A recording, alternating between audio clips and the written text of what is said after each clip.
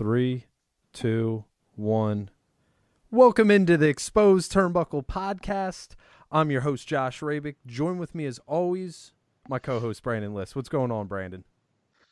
2019 just started and it's already not been good to the wrestling community. We got Mean Gene Okerlund is long gone. Rest in peace to him, one of the greatest commentators of wrestling history. And let's welcome in our other co-host at this time, our buddy, Dylan Schaefer. What's going on, Dylan?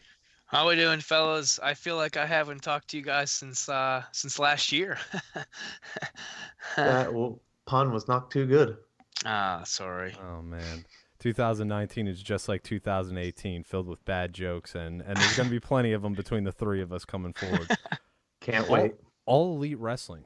Let's start with that. We've heard the rumors of it, the trademark filing, everything. We saw the ticking clock on everybody's phone in being the Elite. And then the news comes out going into New Year's Day that, yes, the rumors are true. All Elite Wrestling is a thing. Apparently an event called Double or Nothing, which we also heard the rumors about, the hinting of that as well. That's coming forward. We've heard about what's going to be done with an AEW rally right outside of SmackDown, essentially down the street. I wanted to get both of your thoughts with this big news, just everything in general on All Elite Wrestling.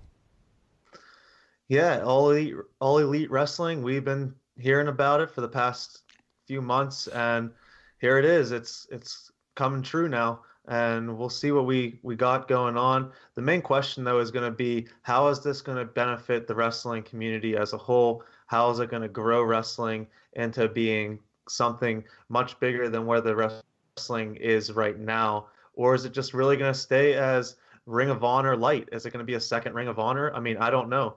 Today we did get the announcement that NWA is going to be joining forces with Ring of Honor. Does that potentially open up the doors for New Japan Pro Wrestling and AEW to take over and combine forces? There's a lot of unanswered questions, more unanswered questions than answers right now. So I guess just time will tell.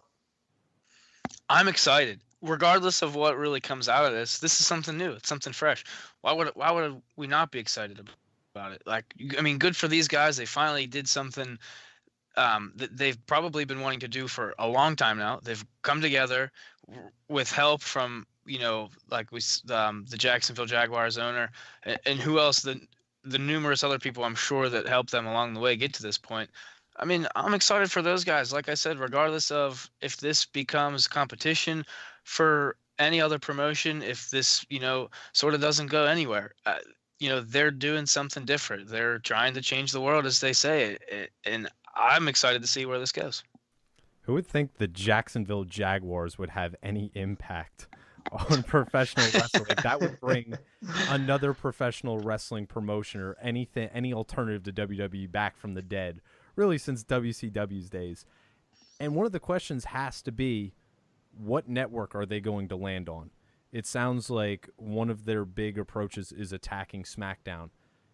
Obviously, we know what they're going to do with the rally. We know what happened last time, at the time, the Bullet Club, of what they did outside of a WWE event. I'm just interested to see what's going to happen. And there's a little bit of optimism that's definitely coming forward with me and probably a lot of other wrestling fans, because we know who the brains are behind the operation. I mean, when you have the Young Bucks, Cody Rhodes, we understand they have great wrestling minds, and I think that's where TNA or Impact and WCW at the tail end really failed.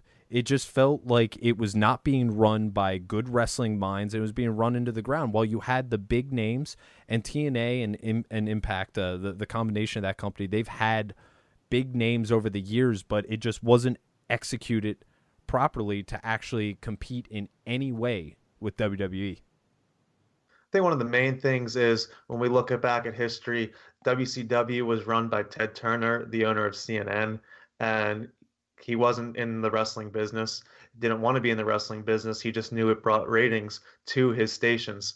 Then you look at TNA. You did have Jeff Jarrett running the program initially, but he also came from an old school background. That doesn't work in these days.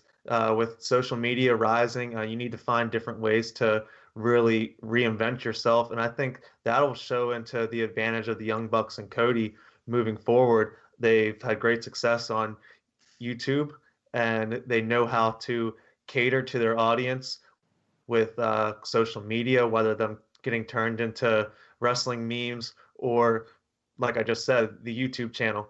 They are adapting, and I think they'll be able to be a benefit moving forward with them. Not saying that WWE does not use those methods, but I think they know how to use them in a different and creative way than WWE just isn't grasping currently. Yeah, I think they definitely are always willing to adapt and grow to the situation in front of them, whether it's in social media or whatever it may be. And speaking of networks, though, wouldn't it be something if Raw and SmackDown moved to Fox and then USA picks up All Elite Wrestling? I think that would just be the most like wrestling thing to happen with All Elite getting on a network. Yeah, I feel like that was kind of an old Spike TV reference there. Yeah, I mean, it would be the most wrestling thing ever. And the reason why I'm so optimistic, because I talked about being optimistic last time around the horn to me, it's because I've seen them do it before. And I've seen them do it better than WWE's done it in a long time. With the way they built All In, we saw them build great storylines all throughout the card where pretty much 3/4 of that card seemed like a main event. I mean, why would I not want to see more of that? I'm yet to see WWE do something like that in, I'd have to say, the past few, really since maybe even the Yes Movement. I haven't seen WWE truly build a storyline by that, and they kind of accidentally walked into that storyline. So for me, I've seen what they can do with All In. I got a taste. I want more. I'm craving more. I want AEW.